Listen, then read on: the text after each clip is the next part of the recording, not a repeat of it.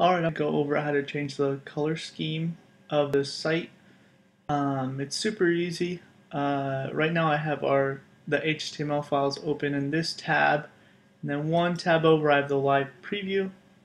And the reason is just because the live preview has the color picker, and it makes it a little bit easier to customize quickly as far as that goes. So all this is done via CSS. So if I go to my files, CSS folder, and we're going to open up the style.css file. So once we open that up, I'm at the top, and you'll notice the table of contents. Number 2 is color adjustments. So we're just going to scroll down to that one. And I kind of have like 5 or so that are really just labeled. So it makes it super easy if you want to change any of the big colors. So the first one's just default font color. That one's pretty easy. It's just any text on the site is the first line. So if you wanted to change that, you can make it a little darker, lighter, depending on what you wanted. The next one's the big one of the big ones. It's the header color for the background. So that's it's blue up here, and then on our red one, it's a red example. So all you need to do is change the color, and that's it. So the first thing that I'm going to do is go to the live preview, and let's just find the color. It's going to just make it, that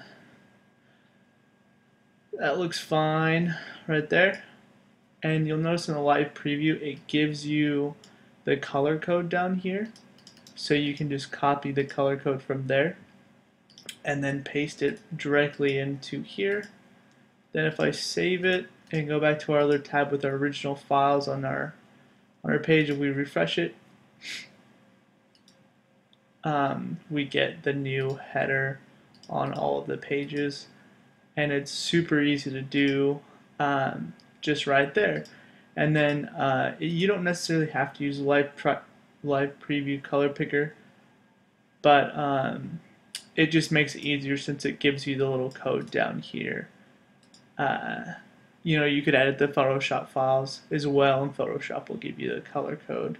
So that was the header menu color. Let's go and just try another one, the button color, and that's this blue button color. And you can make them the same as well if we just copy and paste on there. I'm going to go ahead and save that just so we can just get another quick example. Now we have our button colors.